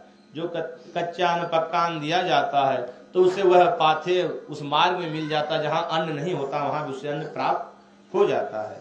कहते कि हे गरुड़, तथा जो दंड दिया जाता है, एक दंड जो ब्राह्मण को दान किया जाता है, कहते हैं उस दंड के प्रभाव से जो यमराज के हाथ में शस्त्र हैं वह सब उसको कष्ट नहीं देते। आसने भोजने चैव दत्ते त्रिजात्मय सुखेन भुक्ते पाते पथे गच्छन् शनैः शनैः। कहते इस प्रकार से जो भी दान किया जाता है वह सब पाथेय उसको उस मार्ग में प्राप्त होता है और उस मार्ग में वह सुख पूर्वक धीरे धीरे यात्रा करता रहता है। कहते कि इसीलिए हे गरुड़ ये सब दान करना चाहिए। कहते ततः सपिंडनादोधम वरराजपे प्रतिमासं प्रदातव्यो जलकुंभ सपिंडकः। कहते कृतस्य करणं नास्ति प्रेतकार्यते खगः प्रेतार्थं तु पुनः कोर्यात् रक्षय तृप्ते तवे। कहते कि हे गरुड़ सपिंडीकरण के बाद पारिवारिक जनों को चाहिए कि वह हर एक प्रतिमास में जल कुंभ का दान ब्राह्मण आदि को करें और उससे उस प्रेत के मोक्षार्थ के लिए प्रार्थना करें।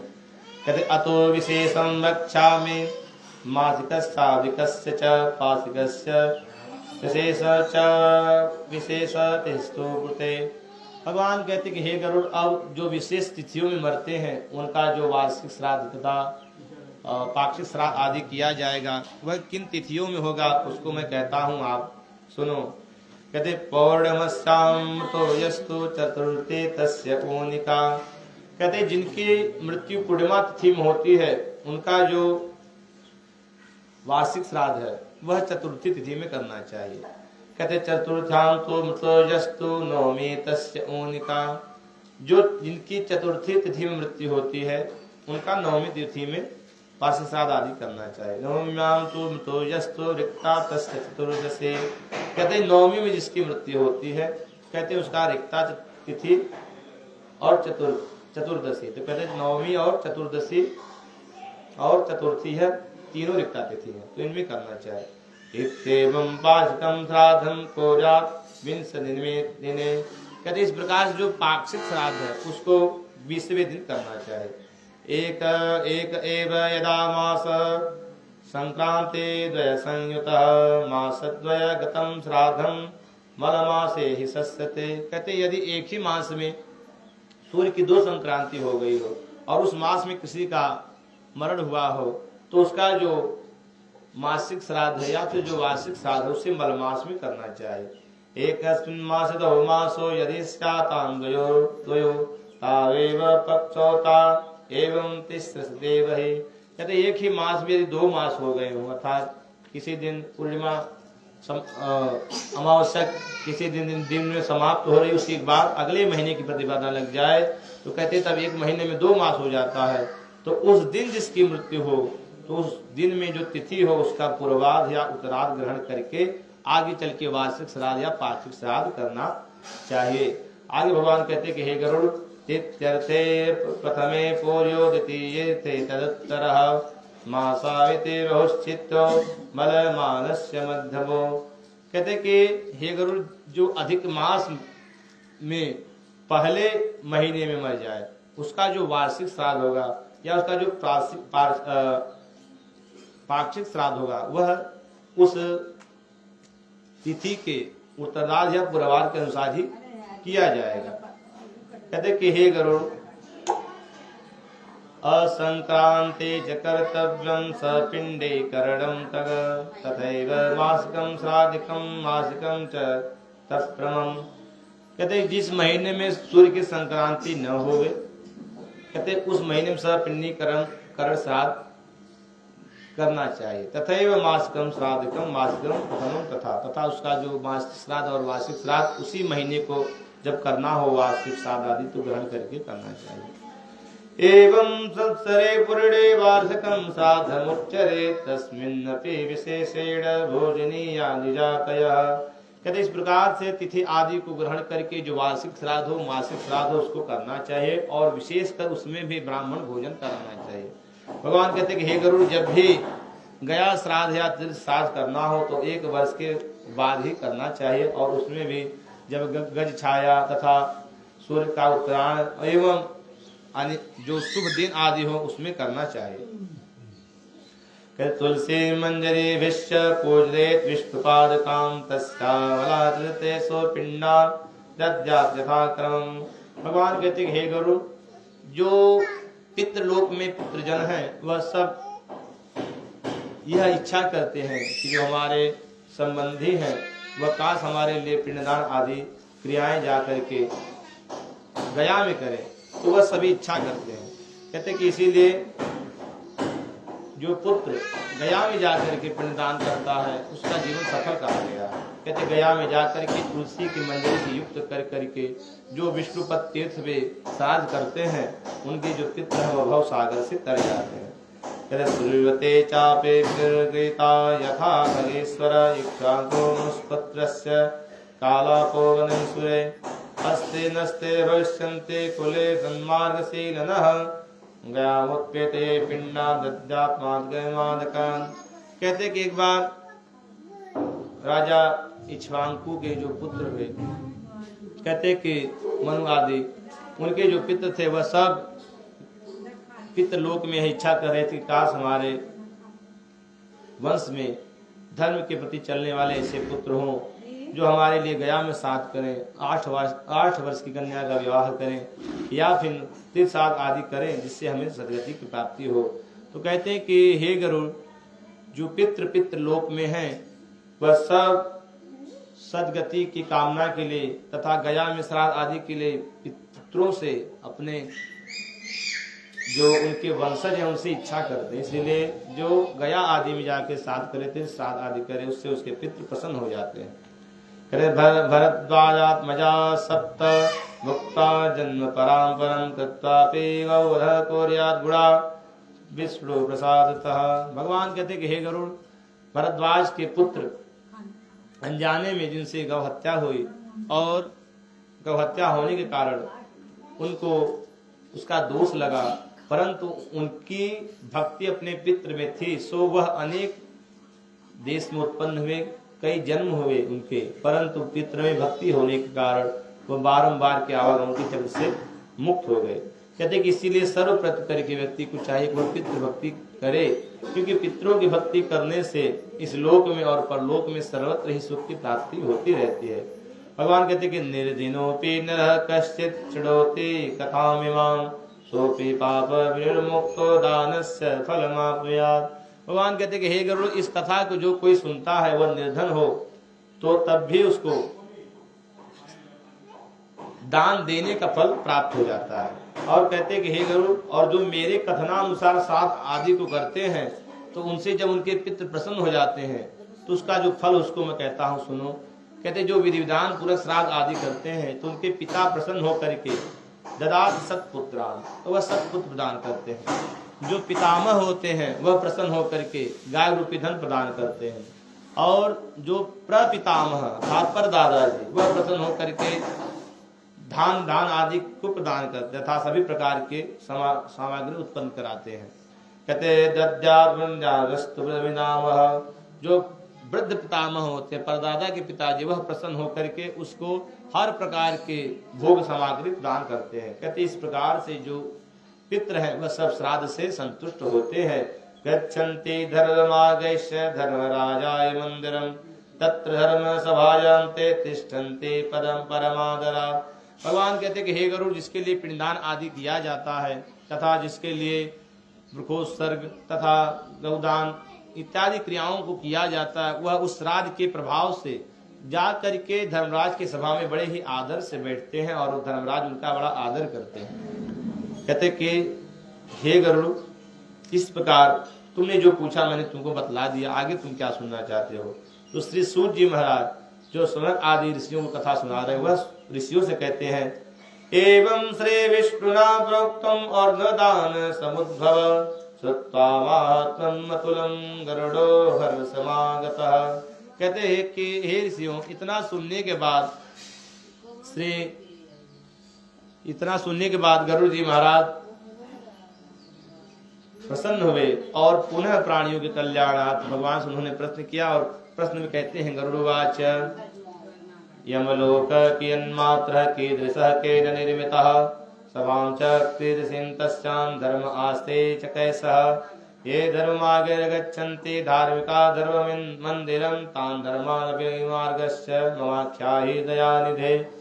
श्री गरुड़ जी भगवान से कहते हैं कि हे प्रभु, आपने जो कहा कि यमराज की जो नगरी है, जब लोक की अन्मात्र है, तो वह कितनी दूरी में फैला हुआ है, कीदृश है, वो देखने में कैसा है, किसने उसको बनाया है, वहाँ की जो सभा वह कैसी है, और वहाँ कौन सा धर्म करने से सज्जन जन आते हैं, तथा धार्मिक पुरुष किन मार्गों से वहाँ जाते हैं, उसको आप मुझसे कहिए, मैं सुनना चाहता हूँ। तो श्री भगवान कहते कि हे गरुड़ सुनो। कहते कि दक्षिण और नैऋत्य कोण के मध्य में यमराज की नगरी है।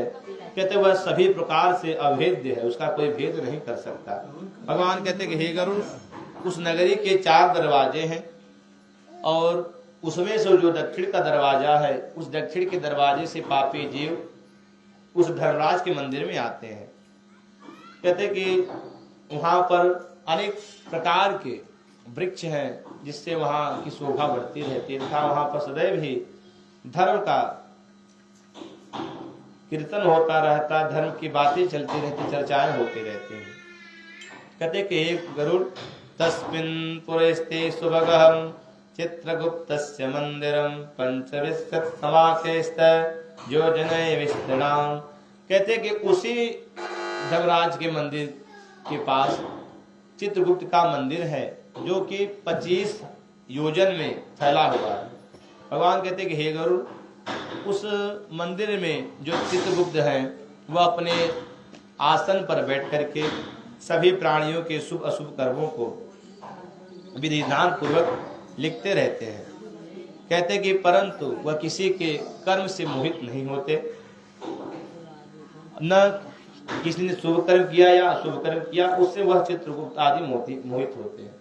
कहते हैं कि हे गरुड़, चित्रगुप्त का जो घर है, उनके घर के 10 दिशाओं में अनेक प्रकार के रोगों का घर है। कहते हैं कि उनको मैं तुमसे कहता हूँ, सुनो। प्राचम ज्वरमास्ते महागृहम। कहते कि चित्रगुप्त के घर से पूर्व दिशा में ज्वर का घर है, खास बुखार का घर है। चित्रगुप्त के घर से दक्षिण दिशा में कहते कि सूल रोग का घर है, तो दर्द होना, हाथ पैर में दर्द होना, कहीं भी शरीर में दर्द होना, ऐसे जो रोग के कारक होते हैं जीवाणु, उनका घर चित्रगुप्त के घर से दक्षिण दिशा में है। तथा सिर फटना, हाथ पैर फटना, इनके जो कारक जीवाणु होते हैं, वह सब चित्रगुप्त के घर से दक्षिण दिशा में। पश्चिमे कालपाश स्यात् अजीर्यस् जागरिस्। तथा कहते चित्रगुप्त के घर से पश्चिम में कालपाश, जिससे शरीर से प्राणों को खींचा जाता है, उसका घर है। तथा अजीर्ण कहे तो अपच का जो कारक जीवाणु है, उसका घर है। तथा अरुचि अर्थात भूख प्यास न लगना, किसी कार्य में मन न लगना, इन रोगों का जो कारक जीवाणु है, उसका घर चित्रगुप्त के घर से पश्चिम दिशा में है। चित्रगुप्त के घर से उत्तर दिशा में राजरोग। राजरोग कहें तो ऐसा रोग जो शरीर में एक बार उत्पन्न हो जाए तो जब तक मृत्यु नहीं होती तब तक नहीं त्यागता, ऐसे रोग का घर है चित्रगुप्त के घर से उत्तर दिशा में। कहते हैं कि चित्रगुप्त के घर से उत्तर दिशा में ही पांड रोग कहे तो पीलिया रोग का कारक जीवाणु का घर है। कहते हैं चित्रगुप्त के घर से ईशान कोण में कहे तो पूरब और उत्तर के कोने में सिर संबंधी जितने रोग होते हैं उनका घर है। भगवान कहते कि हे गरुड़, तथा अग्नियाम मस्त मूर्छना, और चित्रगुप्त के घर से अग्नि कोण में मूर्छा रोग का घर है। और चित्रगुप्त के घर से नैऋत्य कोण में अतिसार कहे तो पेचिस रोग का घर है। तथा चित्रगुप्त के घर से वायव्य कोण में कहे तो उत्तर और पश्चिम के कोने में शीत दाह को, 2 प्रकार की जो ज्वर होते हैं, अर्थात ठंडा लग करके बुखार आना या फिर शरीर जलने लगे उसके बाद जो बुखार हो, कहते हैं कि इन ज्वरों का घर है। भगवान कहते हैं कि हे गरुड़, इस प्रकार से अनेक प्रकार के जो रोग हैं, सभी रोगों से चित्रगुप्त का जो घर है वह घिरा हुआ है। कहते कि हे गरुड़, इस नगरी को विश्वकर्मा जी ने बहुत दीर्घ काल तक तप करके बनाया था। कहते एवमादेवस्तिश्च भूषणेहोहितं तथा आत्मयोग प्रभावेद निरूपितं विश्वकर्मणा नस्तस्तिं सभा नित्या सतयो जन्मायता अकम प्रकाभास सर्वतः कामरूपिणी। भगवान कहते हैं कि हे गरुड़, अब जिस सभा के बारे में तुमने प्रश्न किया था, वह जो सभा है वह 100 योजन में फैली हुई है तथा उस सभा में बड़ी ही सुगंध से युक्त हवाएं चलती रहती हैं तथा वह सबको आनंद देने वाली वह सभा ऐसी है कि न वहाँ पर अधिक गर्मी है न अधिक सर्दी है, मौसम अनुकूल रहता है तथा जो संसार में भोग के पदार्थ हैं वह सब पदार्थ वहाँ प्राप्त होते रहते हैं। भगवान कहते हैं कि हे गरुड़, उस सभा में बहुत से राजर्षि तथा बहुत से राजवंशी और तपस्वी सिद्ध योगी आदि सब रहते हैं और सब भगवान ब्रह्मा की आज्ञा से धर्मराज की सेवा करते रहते हैं। कहते कि मृदुपास हस्तेन कालेन च बलीयसा चित्रगुप्ते विचित्रेण कथान्तेन निवेशितः अग्निस्वाता पितरः सोमपोपाशविश्वता सावन्तो बहिष्पश्चावतामुश्च एकगः।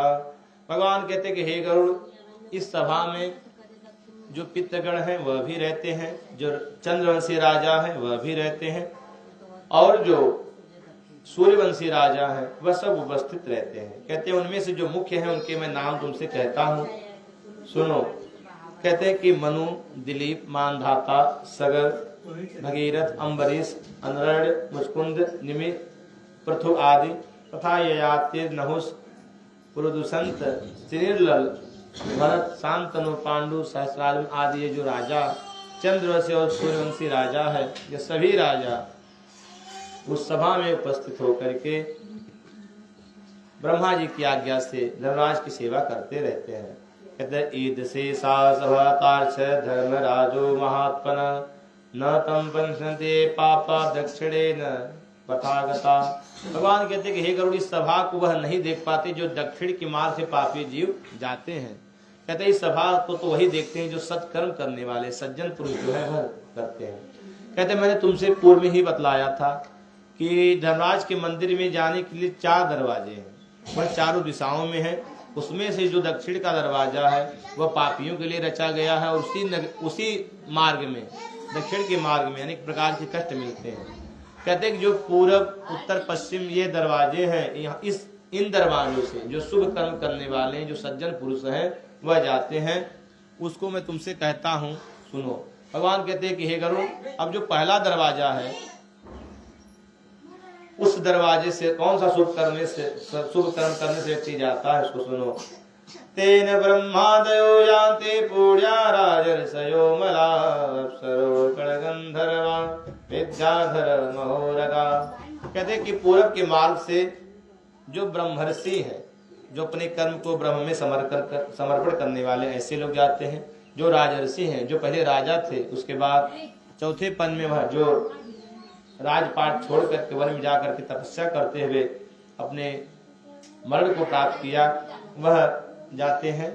कहते कि हे गरुड़, जो देवताओं का आराधन करते हैं, जो भगवान शिव की भक्ति करते हैं, जो ग्रीष्म ऋतु में जल का तालाब बनवाते हैं, कहते कि जो माघ में लकड़ी देकर के किसी के शीत को दूर करते हैं, कहते कि जो वर्षा ऋतु में घर पे आए हुए अतिथि आदि का सत्कार करते हैं, उनको विश्राम के लिए आश्रय देते हैं।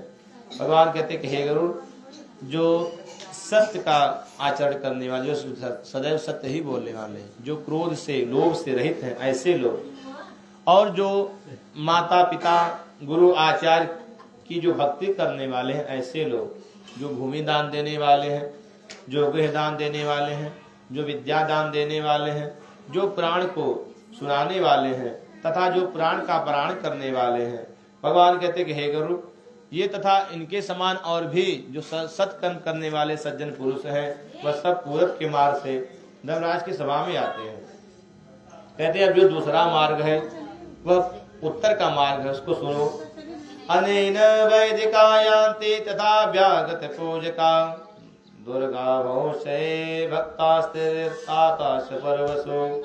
कहते कि जो वेद को पढ़ने वाले हैं और जो अभ्यागत का पूजन करने वाले हैं, जो माँ दुर्गा की उपासना करने वाले हैं, जो भक्तों का सत्कार करने वाले हैं तथा जो पर्व तिथियों में तीर्थ में जाकर के स्नान करने वाले हैं।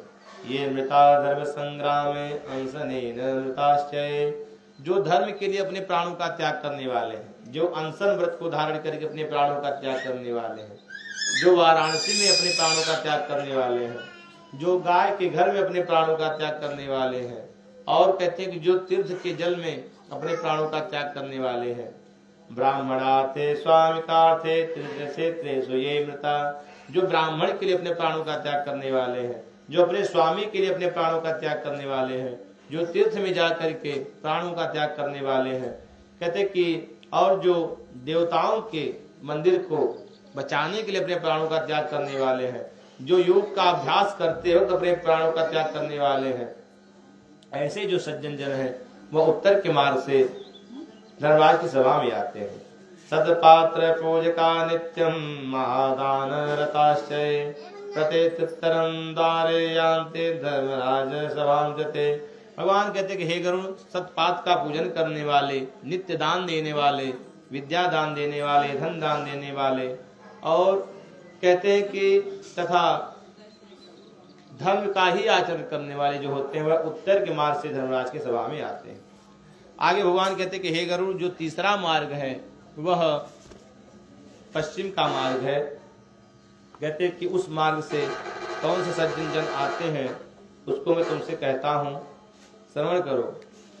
कहते कि पर हिंसा परद्रव्य परवाद परांगमुखा स्वधार निरता संतः साधनिका वेद पाठका। कहते हैं कि जो शास्त्र का चिंतन करते हैं ऐसे लोग, जो भगवान विष्णु के अनंत भक्त हैं ऐसे लोग, जो गायत्री मंत्र का जाप करने वाले हैं ऐसे लोग, जो किसी से हिंसा न करने वाले हैं ऐसे लोग, जो किसी की धन का हरण नहीं करने वाले हैं ऐसे लोग, जो सत्संगति से विलग नहीं है ऐसे लोग, जो अपने ही पत्नी में संतुष्ट हैं ऐसे लोग, जो संत हैं ऐसे लोग, जो नित्य अग्नि में हवन करने वाले हैं ऐसे लोग, जो नित्य वेद का पाठ करने वाले हैं ऐसे लोग।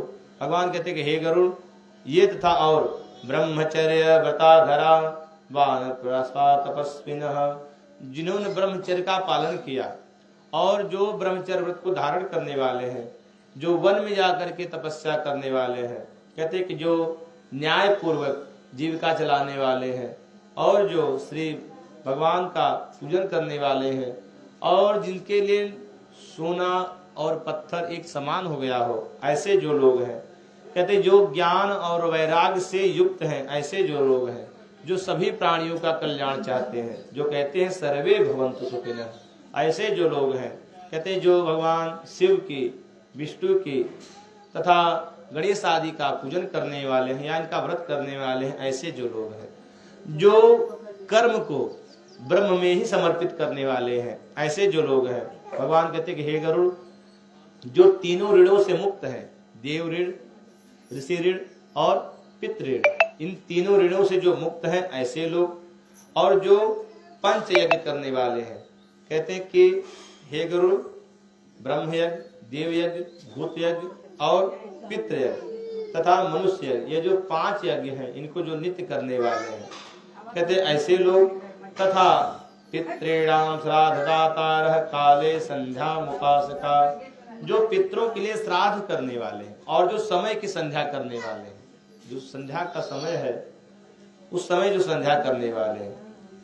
कहते हैं कि उत्तमा तारकोपेता, मध्यमा लुप्त तारका, अधमा सूर्य सहिता, प्रातः संध्या तथा स्मृता, 3 प्रकार की संध्या कही गई। कहते कि उत्तम वह है जो तारों के रहते हुए कर ली जाए संध्या, मध्यम वह है जो जब तारे लुप्त हो जाए, और कहते अधम वह है जो सूर्य के साथ की जाए, यह प्रातः की संध्या है। और कहते हैं कि उसी प्रकार से सायं की संध्या है। उत्तमा सूर्य सहिता, मध्यमा लुप्त सूर्य का, अधमा तारकोपेता, सायं संध्या तथा स्मृता। कहते सायं काल की जो संध्या है वह सूर्य के रहते कर ली जाए तो वह उत्तम, सूर्य अस्त होने के बाद की जाए तो वह मध्यम, और कहते हैं सूर्य तारे उग जाएं, दिखने लगे तारे, उस समय जो सायंकाल संध्या की जाए वह अधम। कहते इस प्रकार से हे गरुड़, जो समय की संध्या करने वाले हैं ऐसे जो लोग हैं, कहते जो नीच पुरुषों की संगति नहीं करते हैं ऐसे जो लोग हैं, जो सत्संगति करने वाले हैं ऐसे जो लोग हैं, तथा इनके समान और भी जो शुभ कर्म करने वाले हैं, वह सब दिव्य विमान पर बैठ करके तथा सुधा का पान करते हुए देव अप्सराओं से सेवित होकर के धर्मराज की सभा में आते हैं। भगवान कहते कि हे गरुड़, यमस्तासागतां दृष्ट्वा स्वागतं वदते मुहुः समुत्थानं च कुरुते तेषां गच्छन्ति सम्मुखम्। कहते जब यमराज ऐसे सज्जन पुरुषों को अपनी सभा में आया हुआ देखते हैं तो अपने आसन से खड़े हो जाते हैं, और जब यमराज खड़े होते हैं तो सभी उस सभा में जो सभासद हैं वह सब खड़े हो जाते हैं। कहते तदा चतुर्भुजो भुक्त्वा शंख चक्र गदाधृत पूर्णकर्मरतानां च स्नेहे मित्रवदाचरेत्। कहते उस समय जो यमराज हैं वह चतुर्भुज हो करके, कहते हैं कि हाथ में शंख चक्र आदि को धारण करके उन आए हुए अतिथियों से मित्रवत व्यवहार करते हैं। सिंहासनम च दधते नमस्कारम करोति च। कहते हैं उनको सिंहासन देते हैं, बैठाते हैं और उनको नमस्कार करते हैं, उनके पाद का, उनके चरण का प्रक्षालन करते हैं, चंदन आदि से उनका पूजन करते हैं। उसके बाद कहते हैं नमस्कुर्वन्त भो सभ्या ज्ञानिनां परमादरात् एसते मंडलम भित्वा ब्रह्मलोकम प्रयास्यते। कहते हैं कि वह अपने जो सभासद है उनसे कहते हैं कि हे बुद्धिमतान, हे बुद्धिमानों, आप सब इनको प्रणाम करिए। क्यों? क्योंकि इन्होंने ऐसे सत्कार्य को किया है जिसके कारण यह इस लोक को पार करके ब्रह्मलोक को जाएंगे। कहते मानुषं दुर्बलं प्राप्य नित्यं यस्तु समाधये स याति नरकं घोरं कोन्यष्टामादयेतनः। भगवान कहते हैं कि हे गरुड़, यमराज कहते हैं कि मनुष्य तन बड़ा दुर्लभ है, उसको प्राप्त करके जो उसको नहीं साधता वह नरक में जाता है, और जो नरक में जाता है उससे अधिक मूर्ख किसे कहा जाएगा। इसीलिए हे सभासदों, यह जो सज्जन जन यहाँ पे आए हुए हैं, इन्होंने अपने मनुष्य तन को प्राप्त करके उससे साधा है, इसीलिए यह पूजन के योग्य है, इनका सत्कार करिए। संचित स्वस्तितं धर्म स एको बुद्धिमान नरः। भगवान कहते कि हे गरुड़, धन वस्त्र स्त्री पुत्र माया मोह आदि के चक्कर में पड़ करके जो अस्थिर है उसको भी स्थिर जो समझते हैं वह मूर्ख है, और जो धर्म सदैव स्थिर रहने वाला है उसको जो स्थिर समझते हैं वही जो नर है उसे बुद्धिमान कहा जाता है। कहते तस्मात् सर्व प्रयत्नेन कर्तव्यो धर्म संग्रह। श्री यमराज जी कहते हैं सभासदों से कि हे सभासदों, इसलिए सर्व प्रयत्न करके व्यक्ति को धर्म का ही संग्रह करना चाहिए, क्योंकि उस व्यक्ति का जो धर्म है वही उसके साथ इस लोक से परलोक में जाता है। इसलिए सर्व प्रयत्न करके व्यक्ति को धर्म से युक्त ही कार्य करने चाहिए। इति धर्म च श्रुत्वा त्रं प्रणम्य सभां च ताम् अमरे पूजयामानस्ते स्तोत्यमाना मुनीश्वरे। कहते इस प्रकार जब धर्मराज कहते हैं तो वहाँ पे जो देवतागण होते हैं सब उन आए हुए अभ्यागत का पूजन करते हैं। वहाँ पे जो मुनीश्वर हैं वह सब उन सज्जन पुरुषों की स्तुति करते हैं।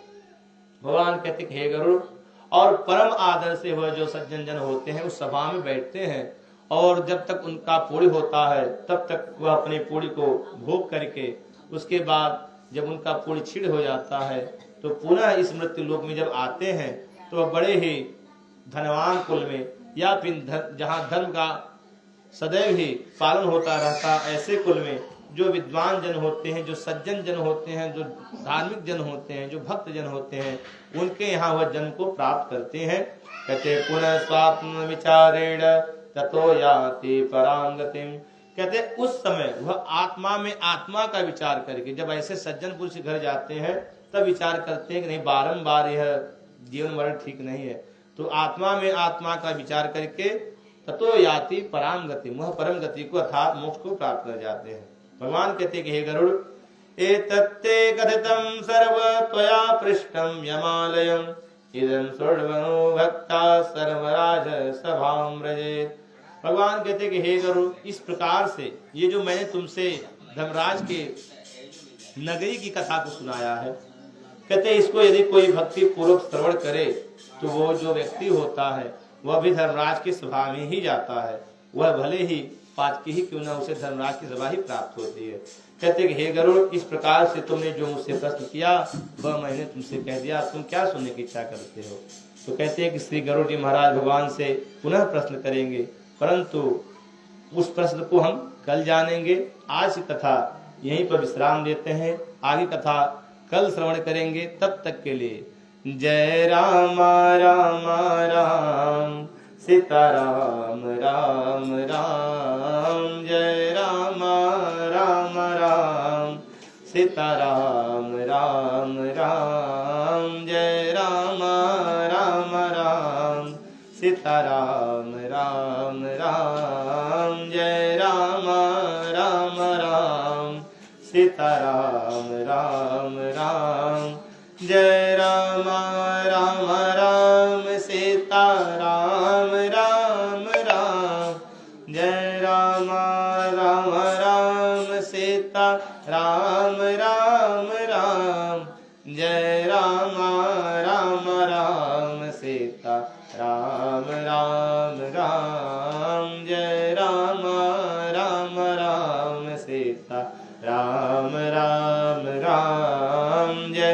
राम राम राम सीता राम राम राम। कथा विसर्जन आज के प्रभु शंभुनाथ हनुमान, कथा विसर्जन आज के प्रभु शंभुनाथ हनुमान, राम लखन सिया जान के हो सदा करो कल्याण, राम लखन सिया जान के हो सदा करो कल्याण, जय राम राम राम सीता राम राम राम, जय राम राम राम सीता राम राम राम, जय राम राम राम सीता राम राम राम, राधे श्याम श्याम श्याम, राधे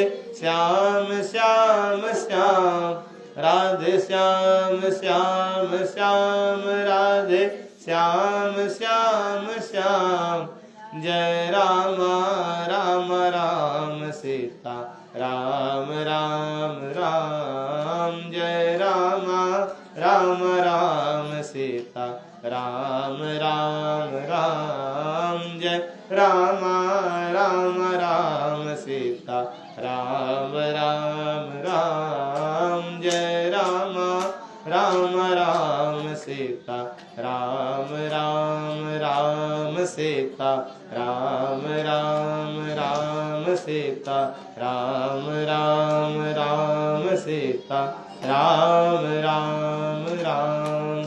प्रेम से बोलिए सियावर रामचंद्र की जय।